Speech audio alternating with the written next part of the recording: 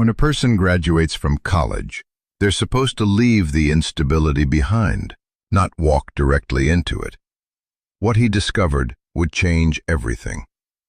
If you've ever felt like you were starting from less than zero, you know what I'm talking about, and I hope you'll stick around for this. Hit that subscribe button if you believe in second chances, because this is a story all about that. The rain wasn't poetic.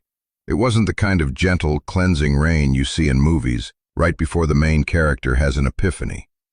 It was a cold, mean November rain, the kind that feels personal. It hammered the roof of my beat-up 2004 sedan with a kind of rhythmic disdain, each drop a tiny judgment. My world had shrunk to the size of this car. In the driver's seat, there was me. In the passenger seat, a cardboard box holding a few textbooks I couldn't sell back, a threadbare hoodie, and a rolled-up diploma in a cheap black tube. That diploma was supposed to be a key, a ticket to a different life. Instead, it just felt like a receipt for a purchase I couldn't afford and couldn't return. 4 years of part-time jobs, instant ramen, and all-night study sessions, and my grand prize was a piece of paper and the driver's seat of a car that smelled like damp carpet and desperation. I was 22 years old, officially an adult with a degree in communications, and profoundly, utterly homeless. The last of my student housing had evaporated with the turning of the tassel. My parents were a faded memory from a decade ago, and the foster system had politely but firmly shown me the door on my 18th birthday. College had been a 4-year extension, a buffer against the inevitable drop. Now, the drop had come. My phone, its screen a spiderweb of cracks, was plugged into the cigarette lighter, sucking the last dregs of life from the car battery. I had $17 in my bank account. The gas tank was just under a quarter full. I had been driving aimlessly for 2 hours, watching the strip malls and familiar cityscapes blur into a watercolor of neon and wet asphalt. Every time I saw a "now hiring" sign, a knot of shame and exhaustion would tighten in my stomach. What would I even put for an address? The corner of nowhere and out of options? The truth was, I was just too tired to pretend anymore. Too tired to craft another hopeful cover letter. Too tired to put on the clean but wrinkled shirt for an interview where my primary qualification was being able to fog a mirror. The engine of my ambition, which had run on fumes for 4 years, had finally seized. I rested my forehead against the cold glass of the driver's side window, the vibrations of the engine a weak pulse against my skin. The rain kept coming. This wasn't a life. It was a waiting room. I just didn't know what I was waiting for. Then I remembered the phone call from 3 weeks prior. A call I had dismissed as a bureaucratic mistake or a cruel joke. It was from a man named Arthur Henderson, a lawyer from a small town I'd never heard of, 3 states away. He had a voice like dry paper shuffling. He'd informed me, in the most dispassionate tone imaginable, that my maternal grandmother, Eleanor Vance, had passed away. I barely remembered her. A vague image of a woman with flour on her hands and a garden full of towering, unruly plants. My mother had been estranged from her, and after my mother passed, there was no contact. Mr. Henderson had gone on to say that she had left her entire estate to me. I almost laughed. Her estate. I pictured a dusty trunk of old photographs and maybe a chipped porcelain cat. He'd clarified. Her estate consisted of a 2.5-acre parcel of land and a structure on it. He'd used the word structure very deliberately, as if refusing to commit to calling it a house. He said there were keys and a package for me at his office whenever I was able to collect them. At the time, drowning in finals and the impending doom of graduation, I'd thanked him and promptly forgotten about it. A piece of land 3 states away felt less real than the job I didn't have. But now, sitting in my car with the rain beating down, that forgotten call felt like the last flickering light in a long, dark tunnel. It wasn't a plan. It wasn't even a good idea. It was just somewhere else. And somewhere else was infinitely better than here. I turned the key, the engine sputtered in protest before catching, and I pulled away from the curb, leaving behind the city that had chewed me up and spit me out. I was heading toward a structure, a ghost of a grandmother, and the terrifying, fragile possibility of a place to land. The drive to Mr. Henderson's office was a journey through the forgotten parts of the country. The highways gave way to 2-lane roads, and the 2-lane roads gave way to cracked asphalt that seemed to apologize for even being there. The town, when I finally found it, was less a town and more a collection of buildings that had agreed to grow old together. His office was on the 2nd floor of a brick building with a faded sign that read, "Henderson and Son, Attorneys at Law," though there was no evidence of a son anywhere. The man himself was exactly as his voice had suggested, thin, dry, and dressed in a suit that was 20 years out of style. He didn't offer condolences, he offered a seat. His office smelled of old books and dust. He looked at me over the top of his glasses, his expression not unkind, but deeply pragmatic. "Mr. Vance," he said, "I'm glad you made it. I was about to file the property as abandoned." He slid a large manila envelope and a heavy, tarnished brass key across the polished surface of his desk. "This is the key to the main structure. Everything you need to know is in here." He tapped the envelope. The deed, a plat map of the property, and a personal item your grandmother insisted be delivered to you directly. His eyes held mine for a moment. "I feel it is my duty to inform you that the property is rustic. There are also 3 years of back taxes owed, just over $2,000. The county will seize the land in 6 months if they aren't paid." He said it all with the flat finality of a doctor delivering a diagnosis. It was a test. He was waiting to see if I would cut and run. The $17 in my bank account screamed at me to do just that. $2,000 might as well have been $2 million. But then I looked at the key. It was old and solid. It was real. It was more real than anything else in my life right now. "Thank you, Mr. Henderson," I said, my voice steadier than I felt. "I'll take care of it." He gave a slight, almost imperceptible nod. It wasn't approval, but it was an acknowledgement that I hadn't bolted. As I left his office, the weight of the key in my pocket felt less like a burden and more like an anchor. It was the first thing in a long time that felt like it belonged to me. The final leg of the journey was another 20 miles out of that sleepy town, down a road that eventually turned to gravel. My car, which had been a loyal companion in its slow decline, began to make a noise I can only describe as agricultural. It was a protest, a plea to be put out of its misery. But it kept going, chugging past thinning woods and wide, fallow fields, under a sky the color of dishwater. The GPS on my phone had given up 10 miles back, so I was navigating by a hand-drawn map Mr. Henderson had included, its lines faded and spidery. "Turn left at the split oak," it said. "Look for the silver mailbox with no name." When I finally saw it, leaning at a precarious angle, I almost missed it.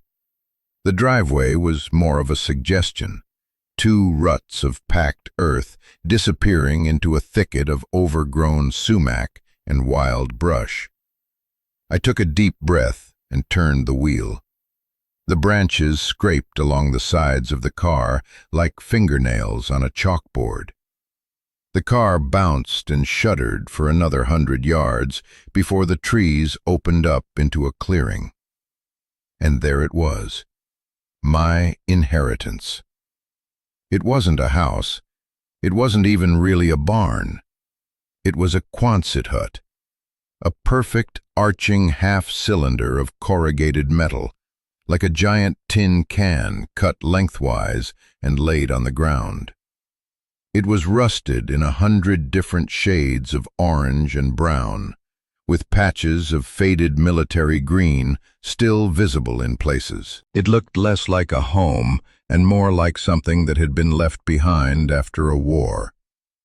Weeds and thorny vines grew up its sides, trying to pull it back into the earth. It was the saddest, most beautiful, most terrifying thing I had ever seen.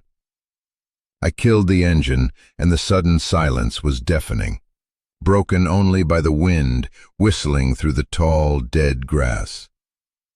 I got out of the car and just stood there, the brass key clutched in my hand.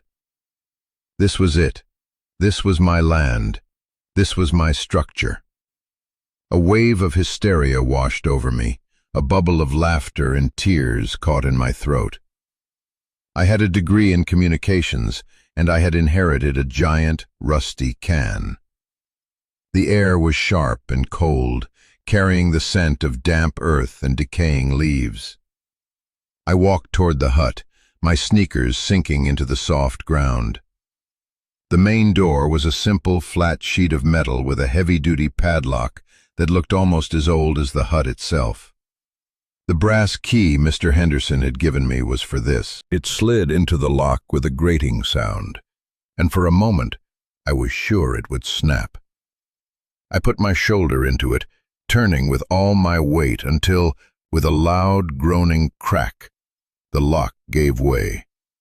The door swung inward on protesting hinges, opening into a cavern of shadow and dust. The inside was even bigger than it looked from the outside. The curved ceiling soared 30 feet above me at its peak. The only light came from the open doorway and a few grimy plexiglass windows set high up on the walls. The air was stale and heavy, thick with the smell of rust, motor oil, and mice. The floor was bare concrete, cracked and stained. It was mostly empty. Against the far wall sat a simple metal-framed cot with a thin, stained mattress. Next to it was a small, pot-bellied wood stove, its pipe running up and out through the ceiling. A few rough wooden shelves held some cans of food, a stack of chipped plates, and a collection of old tools, wrenches, hammers, a handsaw with a fine layer of rust on its blade. It was a survivor's space, not a living space. It was a place you came to hide, not to live. Disappointment hit me like a physical blow. What had I expected? A charming rustic cabin? A hidden treasure? All I had found was a cold metal shell and the evidence of a lonely life. My hope, which had been such a fragile, flickering thing, seemed to gutter and die in the cold, still air of the hut. I slumped down onto the dusty cot, the springs groaning under my weight. I was a fool.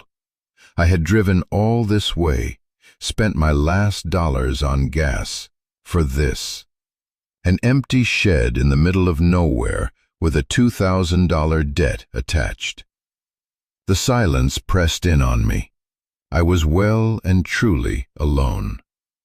I sat there for what felt like hours, just breathing in the dust, letting the full scope of my mistake settle over me. Then my eyes fell on the manila envelope I'd dropped on the floor. The one from the lawyer's office.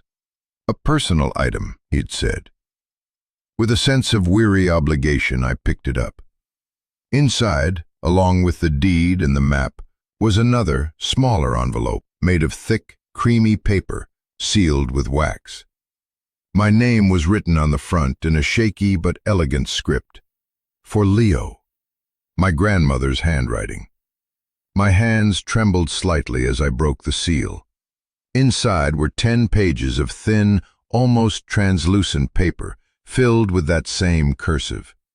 And tucked within the pages was a small, heavy, dark wood box, no bigger than a deck of cards. It was held shut by a simple brass clasp. I set the box aside for a moment and began to read the letter. My dearest Leo, it began. If you are reading this, then it means I am gone, and you have found your way here. I am sorry we did not know each other better. Life has a way of building walls between people, and I was never very good at tearing them down. I imagine you are standing in the old hut, wondering what kind of a woman would live in such a place, and what kind of a legacy this is to leave her only grandson. I hope by the end of this letter you will understand. The words were a ghost's voice in the silent, empty space. I read on, my heart pounding a slow, heavy rhythm against my ribs. She wrote about her life as a young botanist, her passion for agriculture, for the old ways of growing things. She wrote about my mother, about their falling out, a fight over money, over ambition, over my grandmother's refusal to sell this land to developers who came sniffing around decades ago. Your mother saw a rusty shed on a worthless patch of dirt, she wrote. I saw a sanctuary. I saw a promise. The letter was her whole life, condensed onto 10 pages. She explained that she hadn't been a hermit by choice, but by necessity. She had spent the last 40 years of her life on a singular, obsessive project. She called it her ark. She had been collecting and preserving heirloom seeds, varieties of plants that were being wiped out by commercial agriculture, by monocultures designed for shipping and shelf life, not for nutrition or taste or resilience. She believed a catastrophe was coming, not of fire or flood, but of blandness, of fragility. A world where our food could be wiped out by a single blight because we had forgotten the strength that comes from diversity. It sounded like the ramblings of a crazy old woman, but there was a fierce, clear-eyed intelligence in her words. And then she came to the point. This land is poor, she wrote. The soil is rocky and acidic. You could not grow much of a conventional crop here, which is why they have left it alone for so long. But it was perfect for my needs. It was isolated. It was defensible. And it was here I planned to build my greenhouse, a special kind of greenhouse, attached to the south wall of this very hut, a place to bring my children back to life. My eyes flickered to the small wooden box. Inside that box, Leo, is the heart of it all, my most precious collection, the seeds for the radiant, an almost extinct variety of tomato our family brought over from the old country generations ago. They aren't pretty, they don't ship well, but they are packed with more nutrients than any modern hybrid, and their taste is like sunshine. They are tough, resistant to drought and most common blights. They are survivors, just like us. A tear dripped from my chin and landed on the page, smudging the ink. I am leaving you not just the land, but a purpose, a legacy. It will be hard. I have left what little money I saved to help you start. You will find it tucked inside the cover of The One Straw Revolution on the bookshelf. It is not enough to make you rich. It is seed money. It is enough to pay the taxes and buy the materials for the greenhouse, if you are careful. The plans are in this envelope as well. The choice, of course, is yours. You can take the money and walk away. Sell the land for whatever you can get. I would not blame you. But I hope you will choose to stay. I hope you will choose to grow something. The letter ended with a simple, devastating line. I did not have much of a life, Leo. I hope this gives you one. With all my love, your grandmother, Eleanor. I put the letter down my hands shaking. I looked around the cold, empty hut. It wasn't an abandoned shell anymore. It was a research station. It was a vault. It was a promise waiting to be kept. I walked over to the dusty bookshelf. There were only a dozen or so books, all on gardening, soil science, and botany. I found the one she mentioned, The One Straw Revolution. I pulled it from the shelf. The cover was hollowed out.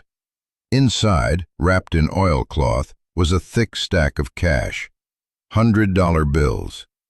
I didn't count it, but I could tell it was a lot. Thousands. Enough. The seed money.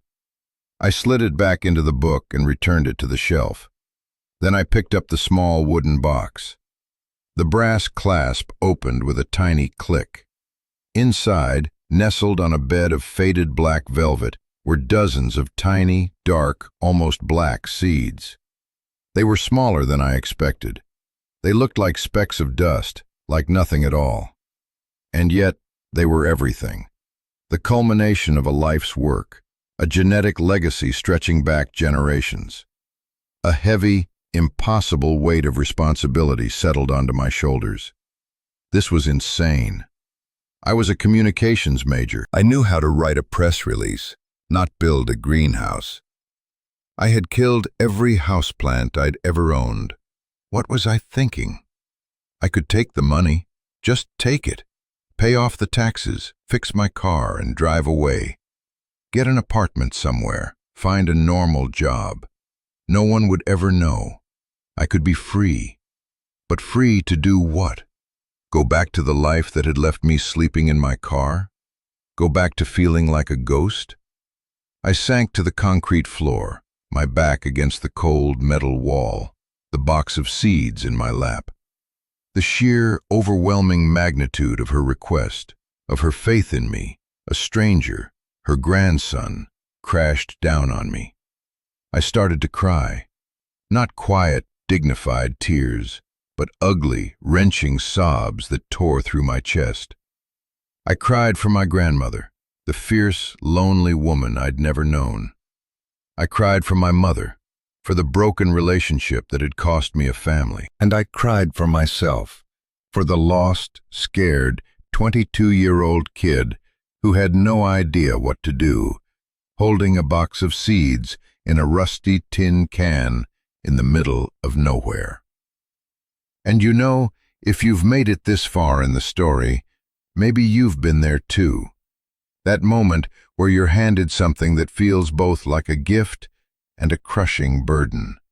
Where the path of least resistance looks so tempting. It's a moment that defines you. What do you do when you're terrified? What do you do when the challenge seems impossible? Let me know in the comments if you've ever had to make a choice like that. A choice that scared you to your very core. Because sharing these stories, that's how we know we're not alone in the struggle. Now, let's get back to that cold, concrete floor. I don't know how long I sat there, but eventually, the tears ran out. I was left with a hollowed-out, echoing emptiness. The sun was beginning to set, casting long, distorted shadows across the floor through the open door. The light turned the dust motes into a swirling galaxy of gold. I was cold, I was hungry, and I was exhausted. I looked down at the tiny seeds in the box. They were so small, so unassuming. It seemed impossible that life, that a legacy, could be contained in something so fragile. I thought about the easy way out. The money was right there. I could be on a bus to anywhere by morning. But then I looked at the letter again, at her shaky, determined handwriting. I did not have much of a life, Leo. I hope this gives you one. It wasn't just a gift of land and seeds. It was a transfer of purpose. She had spent her life guarding this legacy, and in her final act, she had passed it to me. To abandon it would be to say her life's work meant nothing, that her sacrifice was for nothing. I couldn't do it. I just couldn't. A strange sense of calm settled over me. It wasn't confidence, It was something quieter. It was resolve. I didn't know if I could succeed. I didn't know the first thing about building or farming, but I knew I had to try. I had to honor her. Standing up, my knees cracking in protest, I made my choice. I walked to the door and looked out at the darkening land. My land. I closed the heavy metal door, the sound booming in the enclosed space, shutting out the dying light and the rest of the world. I was staying. I was going to build the greenhouse. I was going to plant these seeds. In the dark, I fumbled for the box of matches I'd seen on the shelf and lit an old kerosene lamp. Its warm, flickering glow pushed back the shadows. It wasn't much, but it was a start. It was a light in the dark. The next morning, I woke up on the lumpy cot, stiff and cold, but with a clarity I hadn't felt in years. The first order of business was survival. I found a hand pump well outside, and after 10 minutes of furious, squeaking effort, I was rewarded with a stream of icy, rust-colored water that eventually ran clear. It was the sweetest water I'd ever tasted. I ate a can of cold beans from the shelf, a meal that felt more satisfying than any restaurant dinner. Then I got to work. I took out the plans my grandmother had left. They were beautiful, hand-drawn on drafting paper with meticulous detail. It was a lean-to design, a simple but brilliant structure that used the south-facing wall of the Quonset hut as its fourth wall and thermal mass.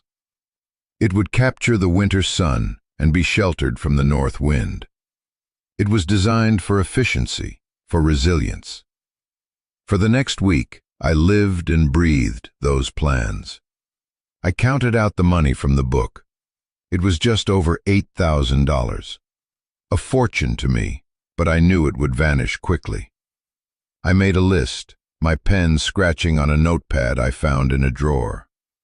Lumber, PVC pipe for the hoops, greenhouse plastic, fasteners, tools I didn't have. I spent 2 days just clearing the space where the greenhouse would go, hacking away at decades of weeds and thorny brush with a rusty scythe I found in the corner. My hands, soft from years of typing and turning pages, were raw and blistered by the end of the first day. Every muscle in my body screamed. It was brutal, back-breaking work. But with every swing of the scythe, I felt like I was clearing away not just weeds, but the fog of my own uncertainty. I was physically carving out a space for my future. My first trip back into town was a shock. Driving my rattling car down the gravel road, I felt like a traveler returning from a distant land. The small town that had seemed so sleepy and dead now felt like a bustling metropolis. I went to the county office first, a small brick building smelling of stale coffee.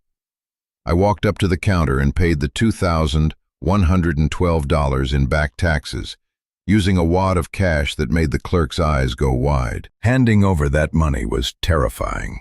It was a huge chunk of my seed money. But as she stamped the receipt, paid in full, a weight I didn't even know I was carrying lifted off my shoulders. The land was truly mine. No one could take it from me. Next was the hardware store. It was one of those old, wonderful places where the wooden floors creak and the air smells like sawdust and metal. The owner was a man named George, with a thick gray beard and eyes that had seen it all. He looked at my long, detailed list, then at me, then back at the list. "That's a hell of an ambitious project for one man," he said, his voice a low grumble. He didn't mock me, though. He walked me through the aisles, pointing out the best materials for the price, suggesting cheaper alternatives, correcting my amateur assumptions. "You'll want galvanized screws for that, son. They won't rust out on you in a year," he'd say. Or, "Don't get that thin plastic. A good hailstorm will tear it to shreds. Spend the extra $30 on the 6 mil. You'll thank me later." He was my first teacher, He spent 2 hours with me, a stranger with a crazy plan. When it was all rung up, he knocked 10% off the total. "Call it a welcome to the neighborhood discount," he grumbled, not meeting my eye. "And a down payment on seeing if you can actually pull this thing off." I drove back to the hut with the car loaded down, the suspension groaning, my wallet significantly lighter, but my heart full. The build was a slow, painful, and deeply rewarding process. I made 1,000 mistakes. I cut boards too short. I stripped screws. I measured 3 times and still got it wrong.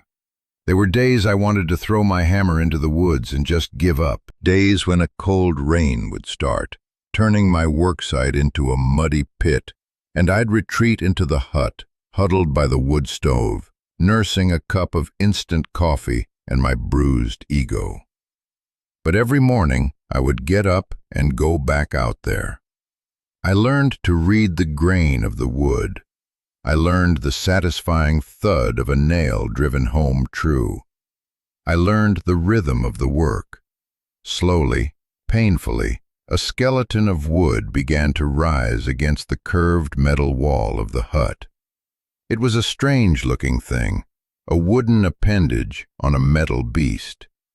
A man who delivered a load of gravel for the floor just shook his head, a little smirk on his face. "Good luck with that," he said, and drove away. I didn't care. It was mine. The day I finally stretched the heavy, clear plastic over the frame was a triumph. I spent hours fastening it down, making it as tight as a drum. When I was done, I stepped inside. The difference was immediate. The wind, which had been a constant, nagging companion, was gone. The air inside was still and calm. The sunlight, filtered through the plastic, seemed warmer, more concentrated. It was a pocket of peace, a sanctuary, just as she had described. I had built it. With my own 2 blistered, calloused hands, I had built a home for her seeds. Now came the most terrifying part, the planting. I spent days preparing the soil in the raised beds I'd built inside, following Eleanor's notes to the letter. She had left instructions for amending the poor, native soil with compost I made from leaves and grass clippings, sand from a nearby creek bed, and other things I bought in town. It was a recipe, a kind of alchemy. Finally, it was time. I sat on the edge of a raised bed, the little wooden box in my hands. I opened it and stared at the tiny black seeds. Everything, my grandmother's life, my last few months of back-breaking labor, my entire future rested on these little specks. I had never felt so much pressure in my life. With a reverence I didn't know I possessed, I took the seeds, one by one, and pushed them into the dark, rich soil. I planted 50 of them, each in its own small pot to start.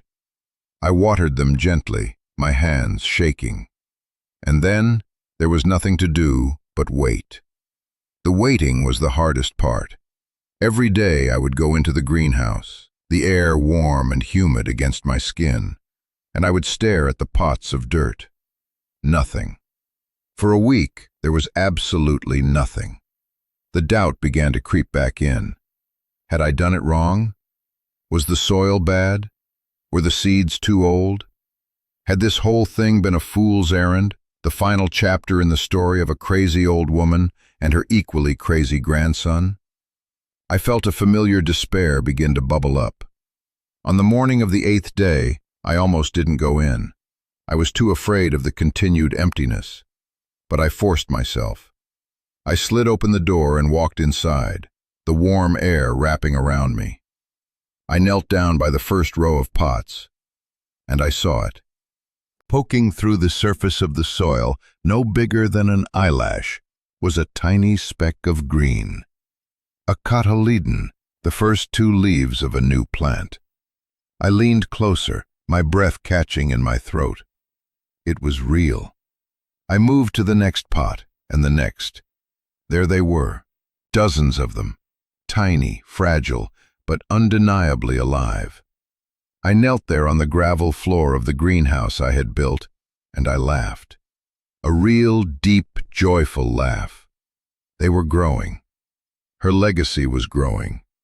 And in that moment, I felt like I was growing too. That first glimpse of green changed everything. The greenhouse was no longer just a structure. It was a nursery. It was alive. My days fell into a new rhythm, one dictated by the needs of these tiny plants. I watered them. I checked the temperature. I rigged up grow lights for the shorter winter days, powering them with a small generator I'd bought. I talked to them, whispering encouragement, telling them about their ancestor, the woman who had saved them. I felt a little crazy, but I didn't care. I was a caretaker, a guardian. As the seedlings grew, I transplanted them into larger beds, their roots taking hold in the soil I had so carefully prepared. The plants were strange looking. Their leaves were a darker green than I was used to, almost bluish, and their stems were thick and fuzzy. They grew with a kind of wild, determined vigor, reaching for the plastic ceiling. When the first yellow flowers appeared, I felt a surge of pride so fierce it almost buckled my knees. And then, tiny green nubs began to form at the base of the flowers. The tomatoes. They grew slowly at first, then swelled with the increasing sunlight of early spring. They weren't the perfectly round, uniform red orbs I was used to seeing in supermarkets. These were lumpy, irregular, and as they ripened, they turned a deep, dusky, almost purple red, with streaks of orange and black near the stem. They were beautiful in their imperfection. I spent hours just sitting in the greenhouse, the air thick with the sharp, earthy smell of tomato vines. The warmth, the humidity, the vibrant green of the leaves against the backdrop of the rusted metal hut. It was my whole world. I finally understood what Eleanor meant. This wasn't just farming. It was a relationship. It was a conversation with the past. I realized that home isn't a place you find. It's a place you make. It's the soil you tend, the life you nurture. I had come here with nothing but a broken-down car and a piece of paper that said I was educated. I had been homeless. But sitting there, in the warm, living air of the greenhouse, surrounded by my grandmother's legacy, I knew I was home. I had put down roots right alongside her radiant tomatoes. The day I harvested the first ripe tomato, I held it in my palm like it was a jewel. It was warm from the sun. I took it inside the hut, wiped it on my shirt, and took a bite. The taste exploded in my mouth. It was a riot of flavor, sweet, acidic, smoky, and deeply, profoundly savory. It tasted nothing like a tomato, and yet more like a tomato than anything I had ever eaten. It tasted of sunshine and rich earth and history. It was the taste of survival. In that moment, I knew my grandmother hadn't been crazy at all. She had been a genius. She had saved something precious, something real, in a world that was increasingly fake. I ate the whole thing standing there in the middle of the hut, juice dripping down my chin, and I felt a connection to her, to the generations of my family who had cultivated this fruit, that was more real and profound than any memory. I hadn't just grown a tomato, I had resurrected a story. The plants produced more than I could ever eat myself. My shelves began to fill with jars of canned tomatoes, sauces and salsas, my small kitchen space fragrant with basil and garlic. But there was still too much. George at the hardware store had told me about the weekly farmers' market in the town square. The idea terrified me. Me, a farmer, selling my wares? But I knew I had to. I loaded up a few dozen baskets of the ugliest, most delicious tomatoes in the world and drove my rattling car into town one Saturday morning. I set up a rickety card table, my heart pounding. People walked by, eyeing my strange, dark-colored fruit with suspicion. They gravitated toward the stands with the perfect, bright red, perfectly round tomatoes. I was starting to lose hope when an old woman with a cane stopped at my table. She picked up one of the tomatoes, turning it over in her wrinkled hands. "Haven't seen one of these since I was a little girl," she murmured, her voice raspy. "My grandfather used to grow them, called them black beauties." She bought 5 pounds. Her purchase broke the ice. A few other people, intrigued, bought 1 or 2 to try. The next week, they came back and bought 5 pounds. They brought their friends. I started telling them the story, about my grandmother, about the seeds, about the greenhouse attached to the rusty Quonset hut. They weren't just buying tomatoes, they were buying a piece of that story. I wasn't just a farmer anymore. I was a storyteller, using fruit instead of words. My degree in communications, it turned out, was useful after all. That first summer, I sold enough tomatoes to live on. It wasn't a lot of money, but it was enough. Enough to buy gas, to buy food, to buy more jars for canning. Enough to prove that this could work, that I could work. I used the profits to run electricity out to the hut, and the first time I flipped a switch and a bare bulb illuminated the space, it felt like a miracle. I bought a small refrigerator. I bought a new mattress. Slowly, the rusty hut was becoming less of a shelter and more of a home. The work was still hard, the days still long, but it was a good tired. The ache in my muscles, a reminder of what I had built. I was no longer drifting. I had an anchor. And that anchor was a patch of rocky soil and a greenhouse full of unruly, beautiful plants. I found more of my grandmother's journals, and with them, more seeds. Strange varieties of beans, squash with skin like a winter sky, corn that was the color of midnight. The ark she had started, I was now the captain of. It was a life's work. Her life's work, and now mine. I didn't just inherit a piece of land, I inherited a purpose. She gave me a reason to get up in the morning. She gave me a connection to the earth and to my own past. She saved me, not with money, not with an easy inheritance, but with a challenge. She gave me the gift of hard, meaningful work. And in doing so, she gave me back to myself. And so, here I am. It's been 3 years now. The greenhouse has been expanded. The hut has a real kitchen in one corner and a comfortable bed. It's still a rusty Quonset hut, but it's my rusty Quonset hut. It's my home. I've learned that sometimes the greatest gifts we receive don't look like gifts at all. They look like burdens. They look like rusted, forgotten buildings on overgrown land.